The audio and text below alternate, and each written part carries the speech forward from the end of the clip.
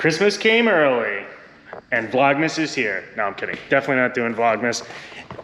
Seat bracket came in yesterday and now we can finally put the passenger seat in the Integra. I'm gonna take the wheels and tires back to the shop that balanced them to begin with, because obviously they're not balanced anymore because I think 2 or 3 of the wheels, the weights already fell off. Get them to fix that. And then I think hopefully we could get the exhaust thrown on today. I also wanted to test fit the coilovers, put them on. I don't know, maybe we'll do all that in this video. So stay tuned, let's go.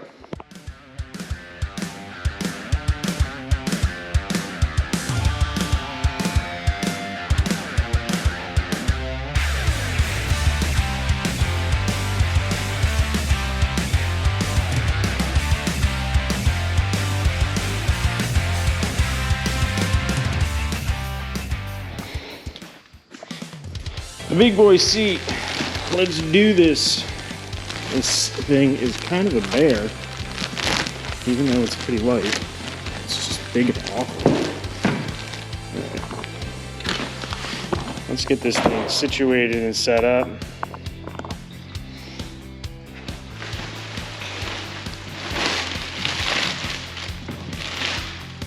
This plastic finally coming off is nice. Been a while.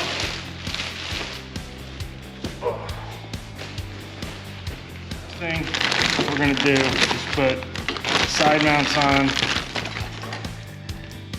Unfortunately, I left one of the bolts at home, so we're gonna leave excuse me, one of the side bolts off because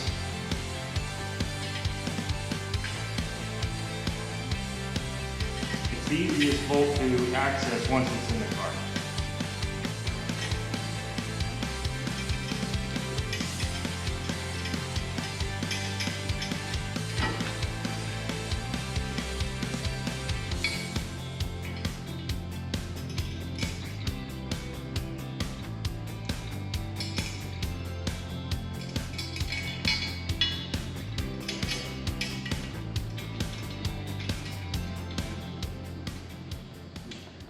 Fast forward 5 minutes, took me a little bit of time, a little bit of wrestling. Because it's a wider seat, you can't use the slider. I didn't really know that. Well, that's not true. Okay, so if you decided to get the Sprint L's, which is the larger seat, so if you're a bigger bodied person, if you plan on having your girl in the passenger seat, might be an idea to do that with a bucket seat because they are very tight. Having that little bit of space just is a little bit more comfortable. I'll tell you, when you sit in it, it still bolsters you really well.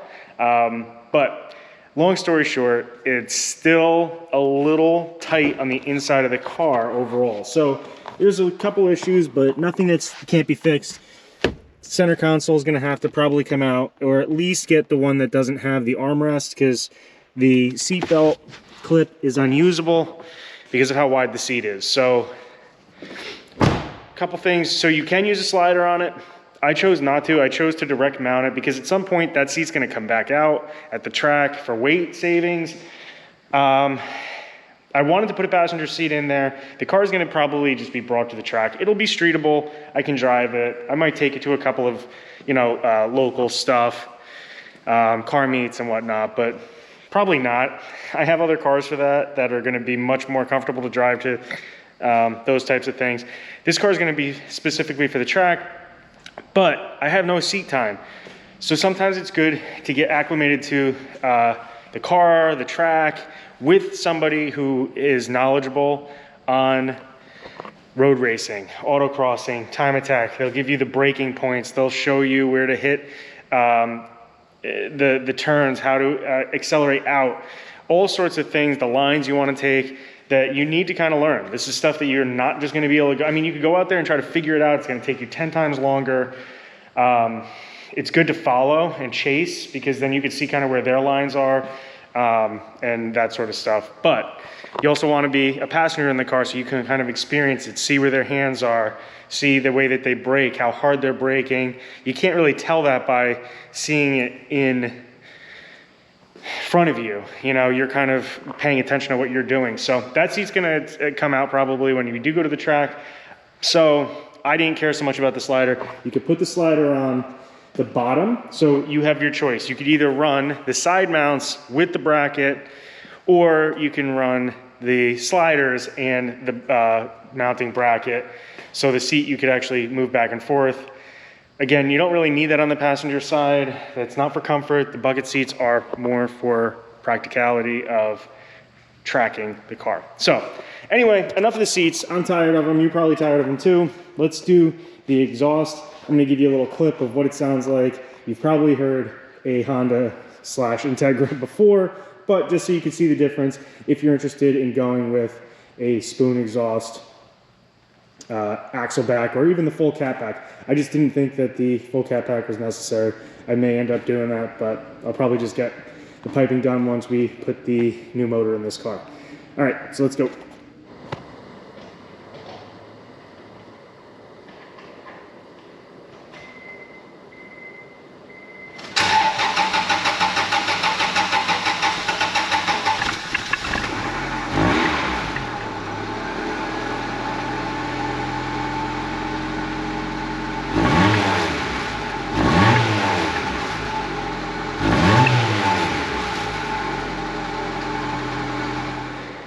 Very underwhelming, if he asked me. So I'm gonna get the back wheel off here. I'm gonna jack up the car, spray down the bolts. I gotta run over to Advanced Auto Parts because beautiful piece, awesome muffler.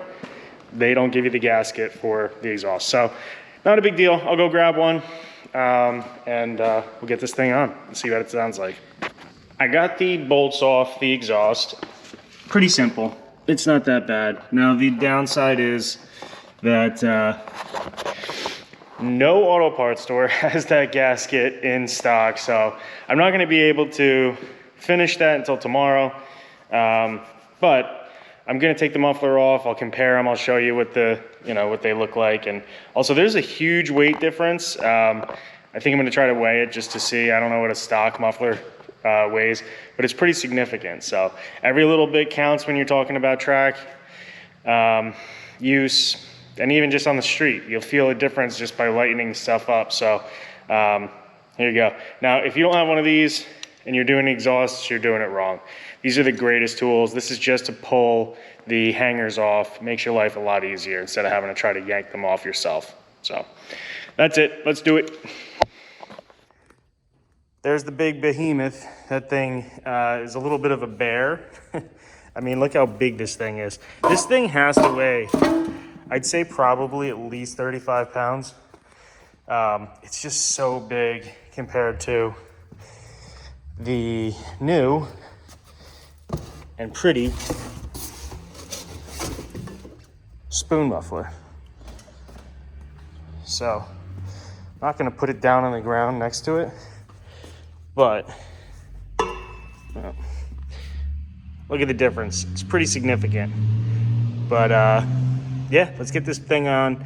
I'm not gonna be able to put it on just because it doesn't have the donut gasket, but it is what it is.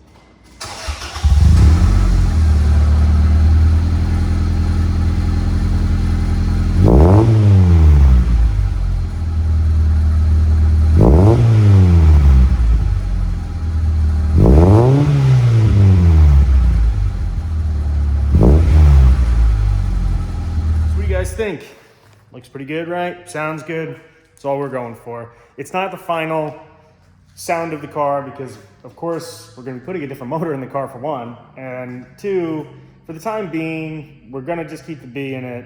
I've been so back and forth, but I've been talking to a lot of people that are in circuit racing, and after taking a look now, next year like I might want to do one or two events that are tracked that are truly like a competitive event, just to see what it's all about. But for the most part, I'm gonna be trying to do open track days, rental track days, maybe some autocross events that are just simpler, more local. people. It's not going to be something that's huge, not a huge event like a Grid Life or, you know, Global Time Attack or any of that stuff. Just to get my feet wet, to understand the car, to, you know, get used to it before you get out there on the track and really are trying to push it to the limits. So that's pretty much it. We got more coming this week. Luckily, parts are now starting to fly in. This car is going to start moving pretty quick on, you know, getting the setup done. So there's going to be, like I said, when you're building a true track car, it's a lot of putting things on, taking things off, adjusting. You know, you might get to a point where something doesn't fit right. You got to wait, you got to cut something. So that's kind of the reason why I waited on ripping this car apart. I'm learning as I'm going. I don't know. I haven't done this before. You know, I've built cars for the street, and that's a totally different animal. I'm not trying to jam the biggest tire on this car, on those cars that I possibly can. I'm not trying to fine tune the suspension. I'm not trying to, you know, like with the restoration on the Skyline GTR, that's a little bit different. I'm trying to replace almost every nut and bolt on that, but it's a restoration. This is safety first, the right way to do things. You know, measure twice, 3 times, 4 times, and then cut once type deal. But that's not really, unfortunately, how these cars work. You really have to kind of finagle them and I shouldn't say finagle, I should say like massage them and really start just fine tuning things as time goes on. But we got suspension parts coming. We got some other stuff coming, a whole video pretty much based on how stupid I am on rushing certain things without asking questions or finding out what the best route to go is. So that's why I'm making these videos. If you guys have questions, please feel free to reach out to me. Let me know if you have questions, or maybe you have some knowledge that I don't have in regards to building a circuit car or just anything in general. I love hearing from you guys. Hit me an email, comment below, you know the deal. Like, subscribe, and I will see you guys soon. Thank you so much for watching, and I'll see you guys soon. Take care.